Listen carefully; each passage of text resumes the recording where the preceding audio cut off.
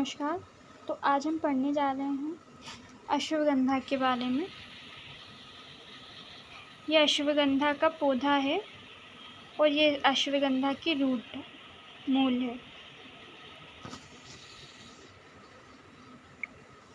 अश्वगंधा का botanical name जो है वो विथानिया सोमनीफेरा है। इसकी फैमिली सोलनेसिए है और इसका इंग्लिश नेम जो है वो विंटर चेरी है। पर्याय की बात करें तो इसको अश्वगंधा, वराहकर्णी, रया, वरदा और बलदा कहते हैं। क्षेत्रीय नाम इसका अश्वगंधा ही है। स्वरूप को देखें तो चारों ओर फैली हुई शाखा युक्त इसका शुभ होता है। 3 से 4 इंच लंबे इसके पुष्प होते हैं जो पीताभ हरित गुच्छे में होते हैं। फल जो होते हैं वो छोटे होते हैं और पकने के बाद लाल हो जाते हैं। बीज इसके चपटे और वृक्काकार गोलाकार के होते हैं। मूल अंगुली के सदृश मोटी 1.5 फीट तक की लंबी होती है। कच्चे मूल से अश्व के समान गंध आती है, इसी कारण से इसे अश्वगंधा भी कहते हैं। तो कच्चे मूल से अश्व के समान गंध आती है। जाति की अगर बात करें तो विथानिया सोमनीफेरा जो है वो है, और ये वाली जो इसकी जाति है विथानिया सोमनीफेरा वाली, ये उत्तम जाति है प्रयोग के हेतु। दूसरी जाति विथानिया अश्वगंधा है, इसे नागौरी अश्वगंधा भी कहते हैं। इसे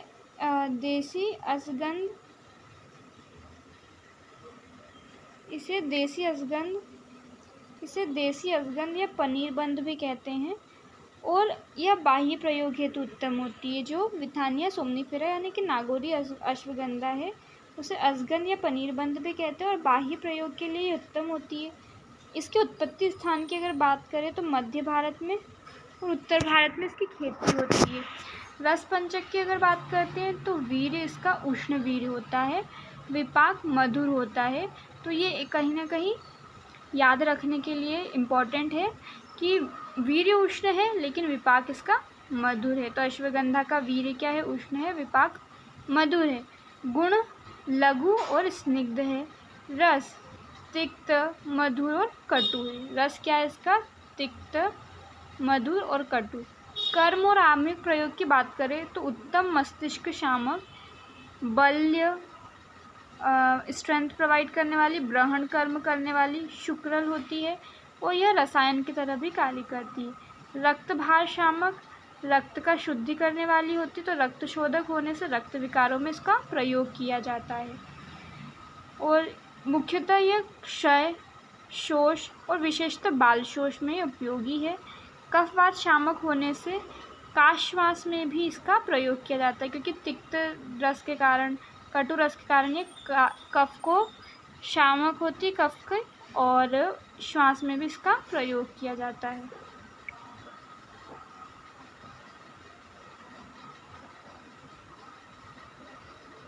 अगर इसकी बात करें कि विथानिया सोमनीफेरा यानी कि अश्वगंधा निद्रानाश में और शुक्रक्षय में भी लाभकारी है। अश्वगंधा का 2 से 2.5 ग्राम का चूर्ण, उसको 1 ग्राम पिप्पली मूल के चूर्ण के साथ मिलाकर गाय के घी के साथ या फिर शक्कर के साथ सेवन करना चाहिए। इससे निद्रानाश में या फिर शुक्रक्षय में लाभ मिलता है। इसके लिए आपको फिर से रिपीट कर देते हैं कि अश्वगंधा के 2.5 ग्राम चूर्ण को 1 ग्राम पिप्पली मूल के चूर्ण के साथ घी और शक्कर के साथ सेवन करना है। इंसोम्निया की कंडीशन हो गई या फिर स्पर्म काउंट कम होते हैं तो उसमें यह लाभकारी होता है। गर्भधारण में अश्वगंधा के चूर्ण को गाय के घी में मिलाकर मासिक धर्म स्नान के पश्चात प्रतिदिन गाय के दूध के साथ या फिर ताजे पानी के साथ 4 से 6 ग्राम की मात्रा में 1 महीने तक निरंतर इसका सेवन करना है, तो इससे गर्भधारण होता है। इनफर्टिलिटी इश्यूज में भी ये काम करती है। इनफर्टिलिटी केसेस में भी ये बहुत अच्छा कार्य करती है। फिर आमवात व संधिवात में आमवात और संधिवात में सोंठ को 1 भाग लेना है, अश्वगंधा को 4 भाग लेना है और इसे मिलाकर इसका सेवन करना है। तो ये आमवात और संधिवात में भी लाभकारी है। हमने जैसा कि देखा कि कफ रोग में भी ये उत्तम रसायन की तरह कार्य कर रही है। वातशामक भी है क्योंकि ये तिक्त रस और कटु रस प्रधान है। मधुर रस भी इसमें होता है, तो ये वातज व्याधियों में भी मुख्यतः उपयोग में लाई जाती है। और ये बहुत अच्छी एंटी डिप्रेसेंट और नर्व टॉनिक है। मूर्छा, भ्रम, अनिद्रा और शुक्र दौर्बल्य प्रदर में यह बहुत लाभदायक होती है। विशिष्ट योग इसके इम्पॉर्टेंट है। अश्वगंधा अरिष्ट के फॉर्म में ये होती है, अश्वगंधा रसायन के फॉर्म में ये यूज़ होती है और अश्वगंधा अवलेह की फॉर्म में भी ये यूज़ होती है। अगर इसके प्रयोज्यांग की बात करें, यानी कि इसका कौन सा पार्ट उपयोगी है, तो प्रयोज्यांग इसका मूल है, रूट्स हैं। और इसकी मात्रा अगर क्षार फॉर्म में लेना है तो आपको 1 से 2 ग्राम ही लेनी है, और अगर चूर्ण फॉर्म में लेना है तो इसको आपको 3 से 6 ग्राम की मात्रा में लेना है। धन्यवाद।